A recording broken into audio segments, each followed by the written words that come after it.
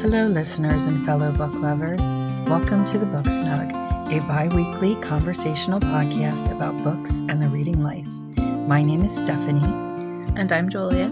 We're a mother and a daughter who love reading and talking about books, the ones we adore and the ones we don't. We're delighted you're here, so grab your favorite hot drink or ice-cold beverage and settle in for another cozy, bookish chat.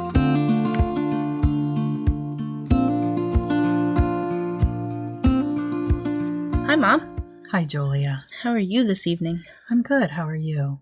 Good. I'm dreading going back to work tomorrow after the holiday, but I don't have to go back until the 17th. It is deeply unjust and unfair. I agree, but I am loving it. If you say so. Well, it is a new year. Yes, Happy New Year. Yes, Happy New Year. 2023. I know, it's wild. This is like a year you see in like a science fiction book from the 80s or 90s or something. That's true. Yeah. Yeah. Do you have anything exciting that you're looking forward to this year? Oh, I'm looking forward to a lot of things.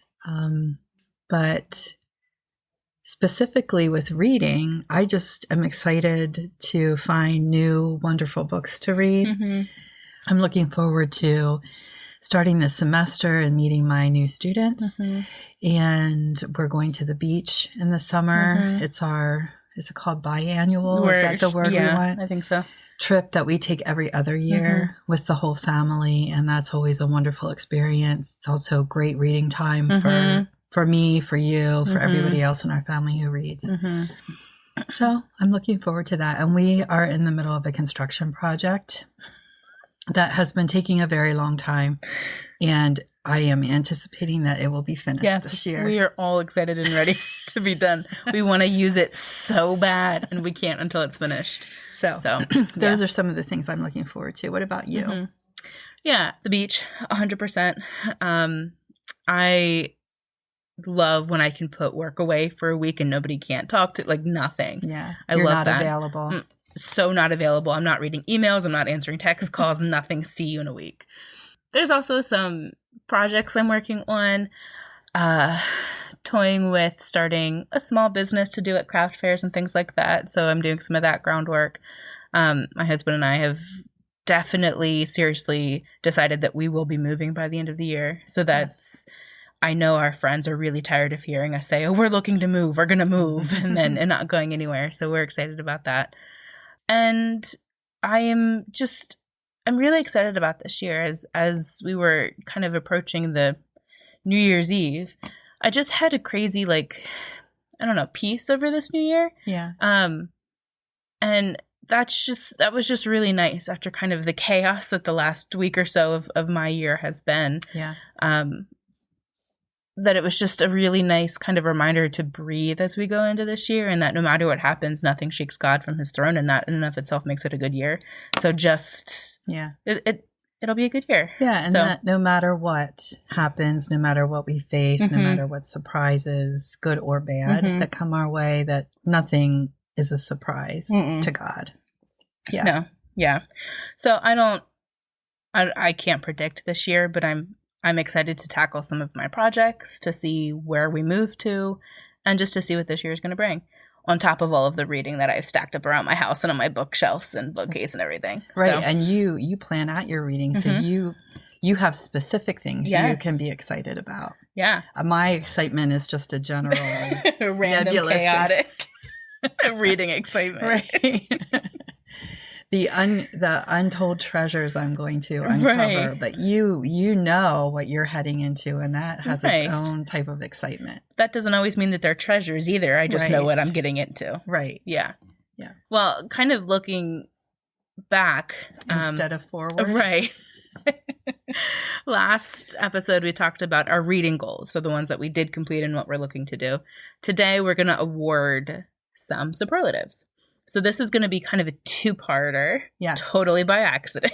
Yeah, we're dedicating all of January to our superlatives of 2022. Yes, we tried to fit it all into one, and it was well over an hour, and we were like, JK, let's do something different. So this is take number 2. Take number 2, but round 1 of our 2-part series. Right. So for those of you that maybe didn't grow up in America or were homeschooled or some situation where you don't know what a superlative is, we would kind of describe it as a custom, a tradition, just a thing that people do for the graduating classes in high school. In the yearbooks, different people would be awarded different things. So maybe it's most theatrical, somebody who is in the theater productions throughout high school. Maybe it's the most musical, somebody who could play lots of instruments. Most athletic. Right. Different titles or awards given to people based on who they were in the student body. Right. And not everybody gets a superlative. And that's fine. You're right. Yeah. They're generally voted on by the entire student body, and then whoever gets the most votes gets that particular superlative. Right. And it's a lighthearted thing. It's not meant to hurt anybody's feelings or tag a person with a name or a title that is demeaning. Right. Yeah. And we're approaching our list this way too. Yeah. Right. And none of these superlatives in these high school yearbooks have any indication on future outcomes of people's lives. Right. It's just meant to be funny. And fun. Yeah. Yeah. This episode, we are going to spend on our more negative superlatives. So we're going to talk about the books that were disappointing or just didn't work for us or flat out made us mad or DNF'd pretty good. Right. Yeah. And then the next one will be our positive ones. So our favorites or the most surprising or things like that. Our next episode, which will drop in 2 weeks. Yes. Yeah. Yes. So this time we get to talk smack. Oh, yeah. Buckle in. Get your popcorn ready. We're going to throw all the shade. Probably apologize for it at the end, but we're going to go full steam ahead. Oh, really? I was going to apologize for it right now. I was going to give a disclaimer that just because the books that we're mentioning didn't work for us, we are not negating the love that people have for them. And some of the books I'm going to talk about, a lot of people absolutely love. So I'm the wingding, not you. It's just my experience reading the book, and that is all it is. So all of you, dear listeners, who have love for the books that we're going to talk about, you just keep right on loving them. And we will agree to disagree on these particular peacefully stories. And cordially, but 100% our opinions are right. So some of these books that we're going to talk about, we have mentioned in previous episodes, or we do have planned to talk about in upcoming episodes. So if our summaries feel kind of short and rapid fire, please know that we will be expanding on them at another time. Or we already have. Right. Just a little note there for that. Oh, and we will put the links to the other episodes. If the books that we talk about are in an episode, we can link to. Yes. Yes. Well, before we get started, are you drinking anything spectacular tonight? Not spectacular, but comforting. I am drinking Bigelow's French vanilla decaffeinated tea. Oh, fancy. So it's a nice light tea. It feels sweet. It's not sweet, but the vanilla makes it feel sweet, and it won't keep me up till 3 o'clock this morning. That's important. That's important. What about you? I am drinking a honey turmeric vanilla chai vitality something or other. It's from Yogi. It was a stocking stuffer. Okay. It's definitely heavier on the turmeric than the vanilla. All the good stuff. On the chai. Yeah, but it's what I was looking for tonight. A little bit of the earthy turmeric after still working through all the Christmas sweets. So a nice compliment and a good tea to drink while talking about books. Yeah. Yeah. Our first superlative that we're dishing out this evening is the one that we've titled our most likely to drop out. So making a play on school dropouts kind of a thing. But these are our DNFs. So these are our did not finish. Yes. Which ones from your 100+ book list would you like to talk about for this one? Well, first of all, I don't count my DNFs in the books I read. Oh. If I put them aside, they don't count. And the only time I would absolutely count them is if I got into the book pretty far, 80%. Then I might count it as a read book. But usually when I get that far and I'm not liking a book, I just... I speed read the rest. So I do go, I finish it, even though I would never say I read every word in the book. Sure. So the books I'm going to talk about now aren't counted towards my 101 books. They're extras on top of that. And they're all books that I stopped reading probably within the first 50 to 100 pages. And I'm just going to list them and give just a brief, very brief reason why I stopped. Sure. And I want to say two things. I didn't have a lot of luck with classics in 2022. New classics. The rereads, of course, I loved, of course, because I was rereading them. But for new classics I picked up, it was kind of touch and go. And then the second thing is that I also did not have much luck with super hyped frontlist books that were published in 2022. 2022 did me dirty as far as newly published books. So just, I want to say that up front because, well, you'll see why I'm saying it.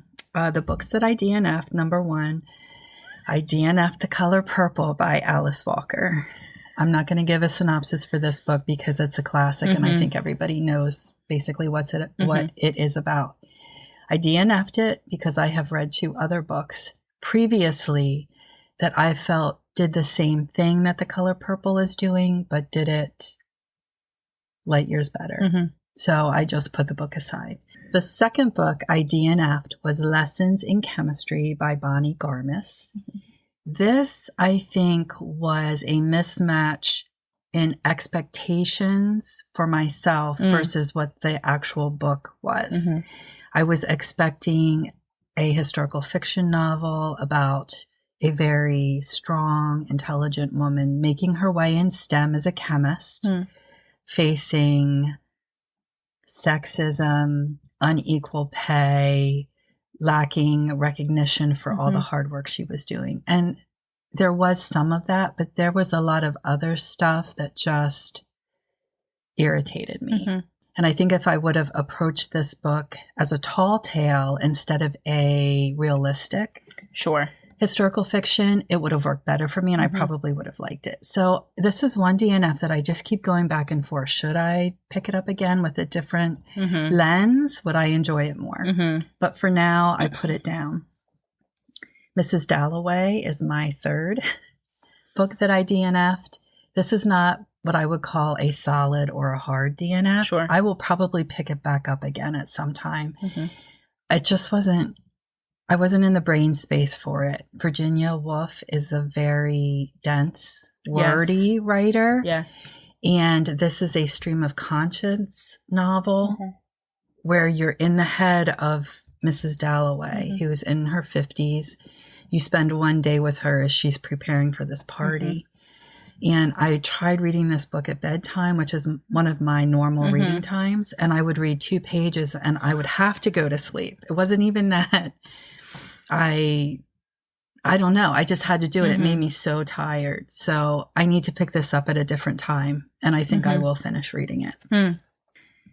And then the last book I'm going to talk about is The Spare Man.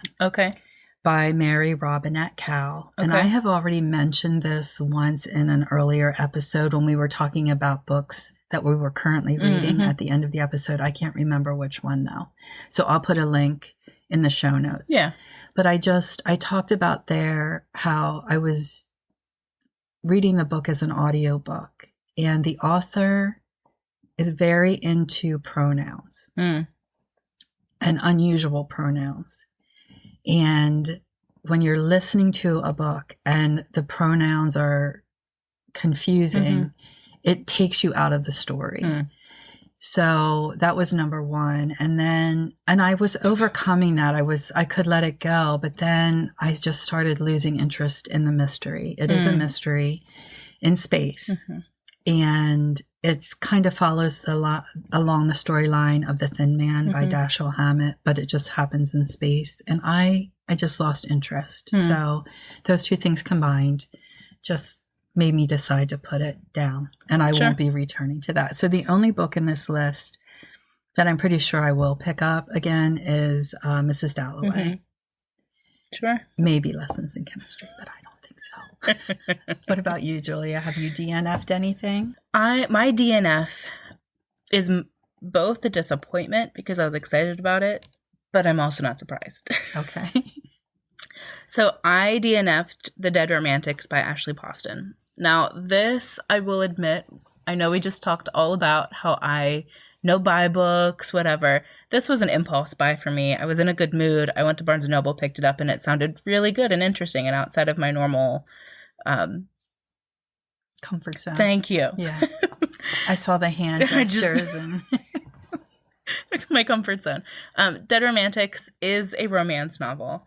I don't read primary romance genres. Like, that's not my cup of tea. But what was interesting about Dead Romantics for me, and what drew me into it, was it's a ghost story. And so I thought it was a perfect mix, or the perfect book to put between my summer, fall, my September books, and my spooky fall, my October books. Okay. The premise of the story reminded me a lot of the TV show Ghost Whisperer with Jennifer Love Hewitt. Yes. Which is a show that I watched in high school. Yes, I didn't make it 100 pages in. Okay.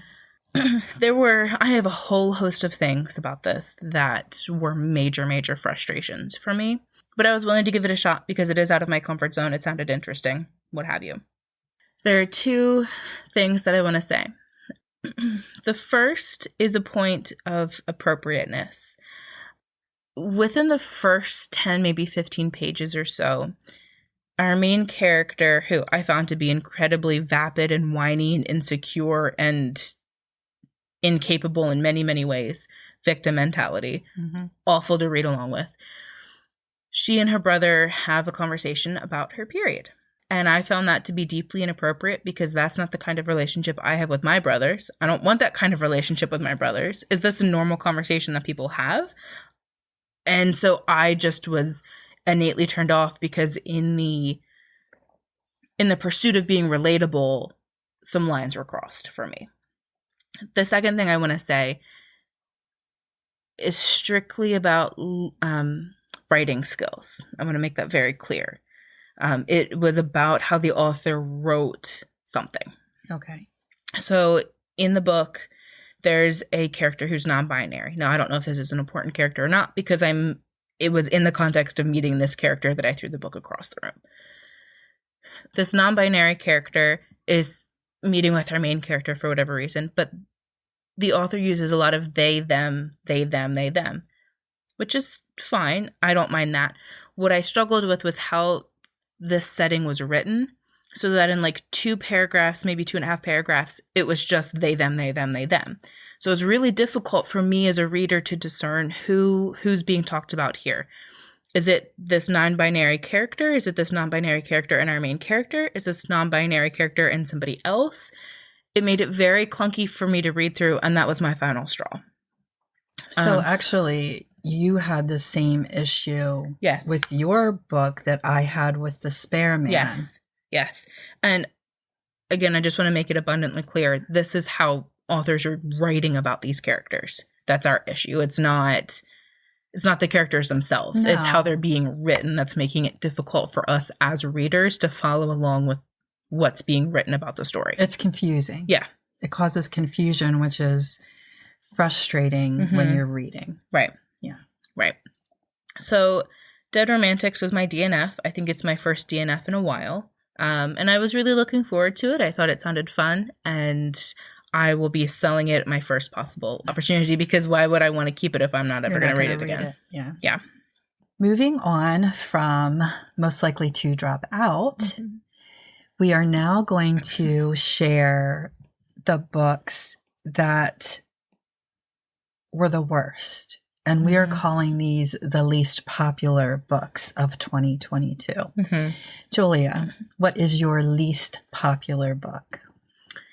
So the one that was my least favorite, I have definitely talked about before, and I believe it was in our first episode. And that's the All Souls trilogy, The Discovery of Witches by Deborah Harkness. Yeah. I think my issue with this series, to kind of whittle it down to just a few words, is that there's no dynamics and it's pretty stagnant. And I don't mean stagnant as in nothing happens. I mean stagnant as in there's no emotional ups and downs. It's flat. Steady. Yeah. Flat. Okay. Yeah. Now, that is to say, and kind of transparency here, I read the first book of this series in fall of 2021, and I finished the second one January of 2022, and then read the third one next. So it wasn't I read this entire series in 2022, it was spread out. But I liked the second book the best out of all three, and that is because of the setting. And for all of her faults, Deborah Harkness does a great job of writing setting and atmosphere. The second book takes place in Tudor England and then France at that same time period. And then also around Christmas time at one point as well. Fabulous atmosphere, fabulous setting, incredible attention to detail. That was my favorite out of the three in the context of not liking the entire series. My thoughts on that are all back in that first episode. Yeah, I'll put a link. Yeah. In show notes. None of the books that I've read since that first episode have gotten close to being as least liked as that one. If somebody else likes it, great. If you like the TV show, great. Absolutely. Yeah. I have just read so many better fantasy books about vampires or witches that this was not great for me. Yeah. So it's a perspective. Yeah. Yeah. Yeah, absolutely. What was your pick? We already discussed this too. I'm pretty sure this was in episode 1 when we discussed this. Yes. And that might be when we talked about your All Souls trilogy too. Uh-huh. My worst reading experience of 2022 was The Maid by Nita Prose. And I listened to it, and it was narrated by Lauren Ambrose. And she pretty much saved the book for me, I think, the narrator. She did an excellent job, really bringing the main character to life. Since we last talked about this, The Maid has won the Goodreads Choice Award for Mystery Thriller category, which I'm shocked. I have thoughts on that. I haven't read the book, and I have thoughts on that. Just a brief synopsis. The story is a cozy mystery about a maid. Her name is Molly. She's in her 20s, and she works in a hotel. And one day, while she's going about her cleaning schedule, she comes across a body of a very wealthy, very despicable man.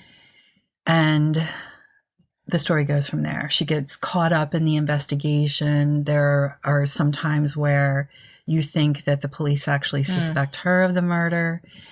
And the complicating factor is that she is presented as somebody who has some kind of neuro diversity. It's never talked about openly. And the more frustrating thing is her disability changes depending on what's going on in the story.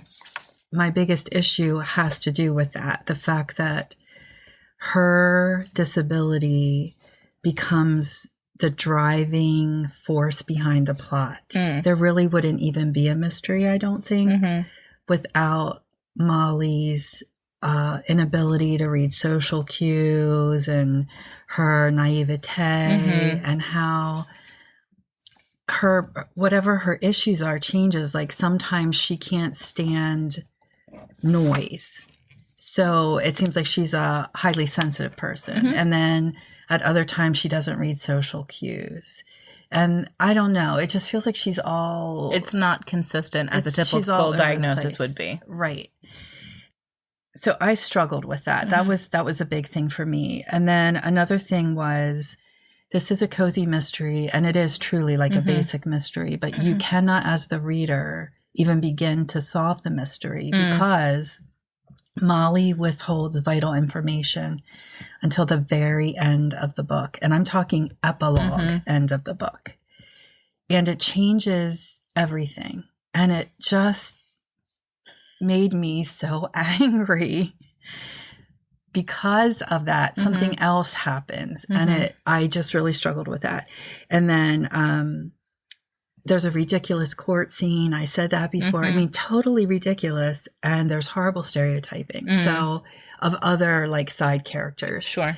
So overall, if you want to read a cozy mystery, I have a multitude of suggestions of really good ones that are enjoyable. The characters are likable. You care about what's going on, and the mystery is very stimulating and it has a great outcome. Just skip The Maid. Just skip it. That's all I'm going to say. Yeah. Okay. Yes. That's it. I'm not going to talk about The Maid anymore. I didn't like it. And I'm not going to talk about it anymore. Okay. And listen, plenty of people love it because Goodreads Choice Award. So take what I'm saying with a grain of salt. I have thoughts on that, significant thoughts, but I didn't read the book, so my thoughts are coming from what you've said. And well, right off of that hot take, we're then moving into our most disappointing, which we're titling the Underachiever Award. So what is your most disappointing book for the year, Mom? I don't even know if I want to say this. This is another DNF that I didn't list in the beginning of the show. And it was so incredibly disappointing for me because I was so excited and I thought it was going to be so good. And this is another almost award winner. Okay, this was the second place winner in the Goodreads Choice Award for fantasy. The book is Babel by R.F. Kuang. And yes, I am saying Babel, not Babel, because my experience, my tradition is the Tower of Babel in Genesis. So I am going to call it Babel because that is how it's written. And that would make sense with the context of the story that she's telling with language. Exactly. But people, they can't decide if it should be Babel or Babel because of how it's written. It's written like you would say the A as a long A. Anyway, we don't need to get into the etymology of it. Yeah. Babel, for one thing, has a gorgeous cover. Both the American and the British covers are beautiful. It would have been a cover buy for me for sure. I borrowed this from the library though, so I didn't purchase it. Well, that's better than money spent. Yes, I would have been very disappointed if I had purchased this book. This is a soft historical fantasy. And I'm using the word soft because the magic in this book is very nebulous. Like you're really not sure how it works. It's not explained very well. And you're not really sure, like I never really knew if magic was doing anything. Now, I didn't get far enough into the book to see exactly what was happening with the magic, but I never got a sense that the magic was very impactful. Okay. The magic is based on languages and silver. And the magic came out of the translation from one language to the next across the silver bar. Oh, sure. So if you put a silver bar on a coach, it would make the coach go faster. Oh, okay. Okay, so it just enhanced whatever innate characteristic that object had or whatever. Sure. The story itself follows one young man. His name is Robin Swift. He's Cantonese. He is taken from his home by an English professor from Oxford who is in the area. And he is taken back to England and becomes a ward of this professor and is brought up, is tutored his whole boyhood and teen years to be a translator. And then he goes to school at Oxford to be part of Babel, which is this translators society, because the translators are what make the magic as specific and as potent as possible. Okay. Now, I'm telling you all this, and I haven't read the whole book, but this is the setting. The issues I have with this book are many. I'm going to talk about only two. The first is that in the beginning of the book, the author does a whole introduction about how she picked the 1820s as the historical setting because of colonization happening at that time. And she wanted Oxford to be the way it was in the 1820s. And she takes a lot of time to explain why this whole historical setting. And then promptly proceeds to not pay a single bit of attention to that historical time frame. There's just very little that makes sense with the early 1800s. For instance, there's a friend group, 2 young women, 2 young men. The 2 young women are going to Oxford with the men. They're taking classes together. They are running around together. That would never happen in the 1820s. So for me, that whole disconnect between wanting this very particular setting, this time and place, and then telling this story that feels like a very modern story, and just plopping it down in the middle of the it just didn't make any sense to me. And I'm the type of person that kind of dissonance it's problematic. It just it's always taking me out of the story. Right.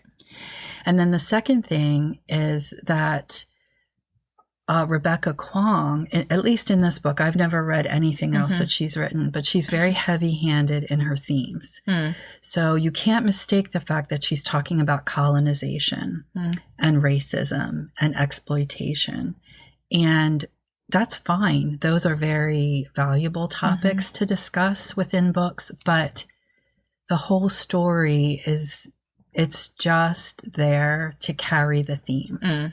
So nothing is really, I didn't feel like that it was integrated. I felt like we are talking about colonialism, and I'm going to wrap it up a little bit in this story. She hits you over the head over and over and over again with her themes. And then when you're completely knocked out and laying on the ground, she takes your face and rubs it in a little bit more. So I know that I am not the intended audience for this book. It reads to me very YA, maybe new adult. I like nuance and subtlety, and you will not find that in this book. So for me, those were big enough issues that I just thought, I'm putting it aside because the story can't possibly be good enough. And it wasn't good enough to overcome that. Like I said, I don't think that I am the target audience, and that's fine. And people love this book. So I want them to go right on loving it. It just, it didn't do it for me. And I'm a fantasy lover. I'm a hardcore fantasy lover. Maybe that's the problem. I don't know. Babel and I did not get along. And I probably won't read anything else that Rebecca Kuang writes, just because her writing style and her approach just don't work for me. Okay, so that's Babel. That's a lot to say for a book that I didn't even finish. Right. Yeah. Right. Well, I mean, it makes sense with the title. So, I mean. Yeah. That I was babbling. No, not in any way, Mom. It just makes sense that you had a lot to say, and it was just funny that that's the name of the book, too. Yeah. No other comment intended. What about you, Julia? What's your most disappointing read? So I have two. The first one I'm just going to mention pretty briefly. I was pretty disappointed in The Historian by Elizabeth Kostova. So this was my November read. I think it's a perfect book for November. Please don't get me wrong. It's the perfect one to settle into for those rainy, chilly November days. I liked that it was told in letters. I liked that it was like a treasure hunt to find Dracula. I liked that it took me into different countries that I have never been before or don't know much history about. And I don't know much about the legend of Dracula, so I liked that side of things. My disappointment came in like the last 5 chapters of the book. There were some decisions that I think Elizabeth Kostova made that make sense with the direction that she wanted to take the story, but I wish the story would have gone in a different direction. I understood the decisions that she was making with the story, with the direction she wanted to take it. But I would have liked to have seen the story go in a different direction based on how she was building up suspense. And that's about all that I feel that I can say, because my disappointment comes directly from spoilers. Like I said, it was a really enjoyable book to read for November. I'm not disappointed with the entire story. It was just the last little bit. As I was thinking over our script today, though, I was reminded of For the Wolfe by Hannah Whitten. And that was a major disappointment for me, for one reason and one reason alone. And that was because when I picked it up to read it, I thought it was going to be strictly a Little Red Riding Hood story. And it is not. No, it's not. It's like Little Red Riding Hood and Beauty and the Beast worked on a group project together. Yeah, I think that's a good way to represent it. Right. Yeah. Which is with fine. With Fangorn Forest mixed in. Right. Right. I love fairy tale retellings. Yes. I love Beauty and the Beast stories. I love Cinderella stories. But I was especially interested in For the Wolf because you don't see very many Little Red Riding Hood stories, much like how you don't see very many Tom Thumb and Thumbelina stories or Hansel and Gretel stories. I was drawn to it because it felt like not a well-known story being retold. A unique situation. Yes. Yeah. I couldn't stand the main character, Red. I thought she was very whiny. But I was disappointed in that it turned out to be more than just Little Red Riding Hood. And I have read Cruel Beauty by Rosamund Hodge, which is a retelling of Beauty and the Beast, kind of plays along mythology a little bit, or more gods and demons kind of. And For the Wolf reminded me a lot of that, to the point that like early on in For the Wolf, I was thinking of Cruel Beauty. And so I should have taken that as a sign right there that this is not just Little Red Riding Hood. So I am kind of disappointed in that this story didn't go the direction that I thought it was going to. So, and I probably won't be reading the rest of the series of that either. I read the first book as well, and it was fine. Yeah. But when I finished, I just didn't feel the need to continue. No. And I felt like I wasn't really invested in the characters. I didn't really care what happened one way or the other. But I chalked that up to the fact that it was the type of young adult literature that I really don't care to read. And so I just felt like I was not the target audience for that. Right. And I was the most invested in Red's sister, who kind of went a little topsy-turvied by the end of the book. Yeah. But she's not the main character, and her story is not the predominant one. And so I was like, I don't care. Do you think maybe her story was the second book? I don't know. I can't even but remember I'm not. how it ends. Yeah. It's fine. Yeah. That was a disappointment for me. Good to read around Halloween because I could put on spooky forest sounds while I was reading. It was great. Fine. That's it. I'm moving on from that book. Isn't the forest evil? Yes, it is. Yeah. When I said Fangorn Forest, then I was like, is it really an evil forest, or am I making that up? It is. Yeah. I mean, the forest itself isn't evil. I don't know. And that was the other thing, too. I couldn't, for the life of me, figure out what the actual deal was with the forest. The way that it was explained in the book, I could never grasp it. And that's an issue for me. If there's lore or something in a story and I, as a reader, can't keep it straight in my head, then I can't get invested. And I personally couldn't remember or keep it in my head why there were kings and why the kings were held in the forest and what the need for the wolf was. And I couldn't keep it straight. So then I just didn't care. Yeah. And it's been so long. It's been a couple years since I read that book. And I don't remember a thing about it, really. Yeah. So that is a last minute addition to my disappointment list for the year. To round out our negative superlatives today, we are going to talk about the books that broke our heart. And this is really not a bad thing. This just means books that made us cry. Yeah. And we felt like because sadness is kind of a negative thing, we would put it in with this episode. But I don't really consider books that make me cry bad. I guess I should say this first. I do not actively seek out books that I know are going to make me cry. Right. I'm the same. There are readers who love sad books. The sadder, the better. That is absolutely not me. I like to be caught off guard. I like poignant books, but I don't like depressing or extremely sad books. No, I'm the same. I can't. It's like I won't watch movies that I know are going to make me cry. Or even if it's a fabulous movie. I cry enough on my own self at my own silly things that I don't need to be forced to cry. So I actively avoid it. I'm the same way, but I do enjoy a book that surprises me and makes me cry at very touching scenes, things that I was not expecting at all in a book. Do you have any books that made you cry last year, since now we've confessed that we tend not to pick up books that we know will make us cry? Yes, I have one, and this was a surprising read to me on many fronts. I had picked up this book while on vacation a couple years ago. I thought it sounded good, then it sat on my bookshelf floor for about a year and a half. Your bookshelf floor. I don't have enough bookshelves for my book, so it's just piles. But this is Island Queen by Vanessa Riley. This is a spectacular book in and of itself.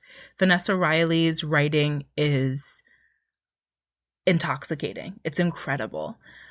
Island Queen is about Dorothy Kieran Thomas, also known as Dolly or Miss Dolly, who was an actual woman who lived in the Caribbean in the, I believe it's mid 1700s, maybe early 1800s. She was born a slave, the child of the plantation owner and one of his slaves, but she would go on to free herself, her mother, her children, and then additional family members. So she was able to work her way up to a significant position of authority and then to work for freedom for her slaves that she would then go on to own as well. Powerful, powerful, powerful book. And what was so striking to me throughout this book is that she just kept saying that no matter how hard she was treated, that her Black was beautiful. And that was so powerful for me to read, because I think sometimes in stories of slaves, you don't get that really strong self-voice in that. Anyway, this is the story of her rising from being a child in slavery through to when she's a much older adult fighting in England for freedom for slaves, and specifically enslaved women. And it's her journey with being treated really poorly by men in her life, whether by just poor decisions with men she's interacting with or just full out sexual violence against her. Having children at a very young age, some of her children pass away, really profound loss, etc., etc. Powerful story, takes place in incredible places. In the Caribbean, I had my honeymoon in Grenada, and the story takes place in Grenada, beautiful island, Demerara, Montserrat, I think Jamaica is in there too. Great book to read for the summertime. What made me cry in the story is throughout the book, Miss Dolly is sheltering her heart from being loved. And she has many relationships where she's kind of more in the relationship for security instead of love, and you're just urging her to just let herself feel safe. She finally does, and she's finally married to a man who treats her very, very well. And I'm not spoiling anything here, I promise. You can look this up on Wikipedia, but her husband dies before she does. And there's this really touching scene in the book where this happens. And her husband's character portrayed in the book reminds me a lot of my husband, whether that's an actual portrayal of this man or not.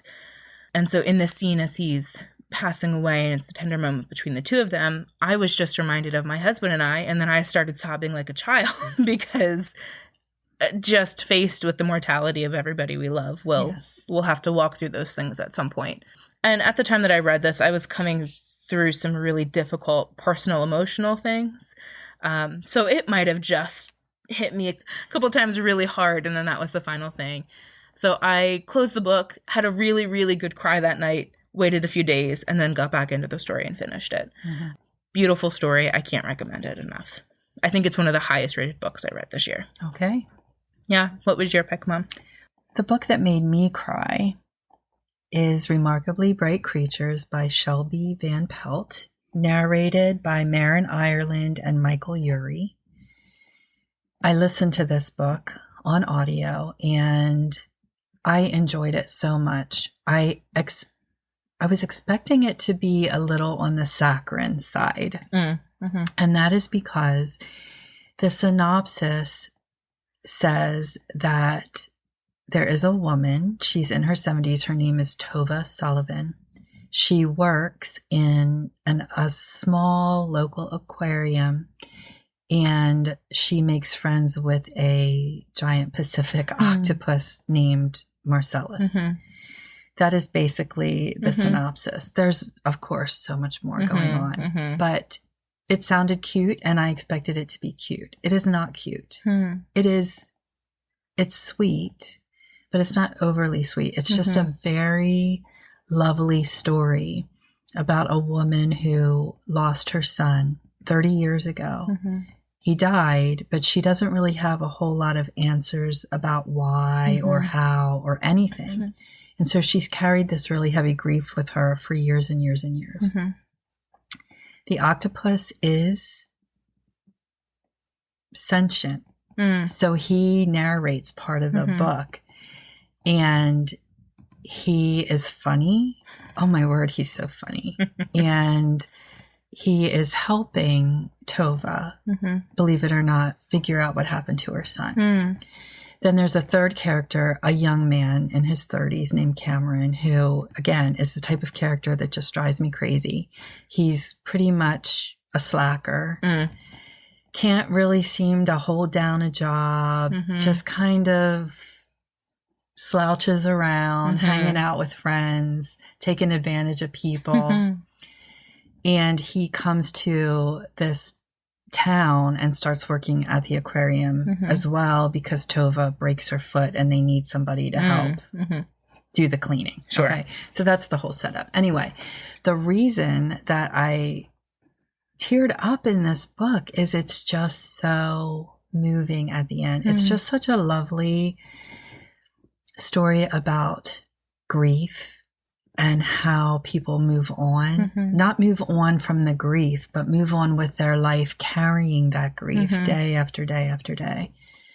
And lovely relationships develop, and the ending is just, it's just so wonderful. And that's really what made me cry, but I can't tell you why, because it will ruin the ending of the story. But I recommend Remarkably Bright Creatures for just about everybody. I think anybody would like this book, and it's just a great story. And if you cry, it's not bad crying. It's not ugly crying. It's just you're crying because you're happy. Yeah. Yeah. It sounds, I remember talking about this when you said that you were reading it, and I definitely said, oh, that sounds like something that would make me cry. Yeah. And it definitely does. Yeah. I think it sounds, knowing, like, as you've talked about it, knowing these things, I probably wouldn't pick it up. But I think if I had picked it up of my own volition prior, I think I would have absolutely loved it. Yeah. Yeah, it's a great book. I liked it much more than I thought I would. I will, like I said at the beginning, I was just getting the feeling like this was going to be too sweet, a little bit twee, just not my cup of tea. And no, it was just the perfect level of sweet and sad and hopeful, just all of it. I really liked it. Yeah. If I'm going to cry over a book or while I'm reading a book, that's how I want it to be. Yeah. The good reasons to cry. Not because everything is so depressing and so horrible and so sad. Yeah. Yeah. I mean, that is the thing with Island Queen, though. It's very difficult. You can't read stories about people in that time period in those positions without it being difficult. Yeah. But it ends on a beautiful note. So I almost cried there at the end because it was so wonderful. But for her too, she was such a strong woman. You can't look at the arc of her life or the trajectory and feel bad about that. Can you? My heart hurts that was her story. Right. That she was in those conditions, that she had those experiences with men. But I can look at her and be absolutely floored by her endurance and her willingness to be like, this is not my story, I will make it better. And how hard she fought. One, to be seen as an independent, free woman, but then also to fight for the rights of other enslaved women as well. So it's like, I will always feel pain in my heart for people in those circumstances, but yet I can be inspired by how she walked through that too. Yeah. Well, I feel like we're ending our negative superlatives on a better note. A little bit melancholy, but still on a better note. We are so happy that you joined us today and that you're allowing us in your ears for a little bit of time. Yeah. If you've loved these books, again, we are not... These are our hot takes. Yeah, we're not saying that you're a horrible person. Or you have bad taste or that you have bad taste. You're just a different reader than we are. Right. And we'd love to know why you liked those books that we didn't like. Help us see maybe the good sides of books that we can't see any good sides. Right. Please join us again in our next episode for our good superlatives, our positive superlatives, our best books, the books that surprised us, made us laugh, had our favorite cover. Yeah, that's what we'll be talking about in the next episode. So we'll see you there. Yes. Thanks so much for spending part of your day with us. We'd love for you to continue today's conversation at the booksnug_podcast on Instagram and at the Booksnug podcast on Facebook. All of our episodes can be found wherever you listen to podcasts, as well as at our website, thebooksnugpodcast.buzzsprout.com, where show notes for every episode can be found. We'd love to hear from you, so email us at thebooksnugpodcast@gmail.com. As C.S. Lewis, one of our favorite authors, famously said, "You can never have a cup of tea large enough or a book long enough to suit me." And we wholeheartedly agree.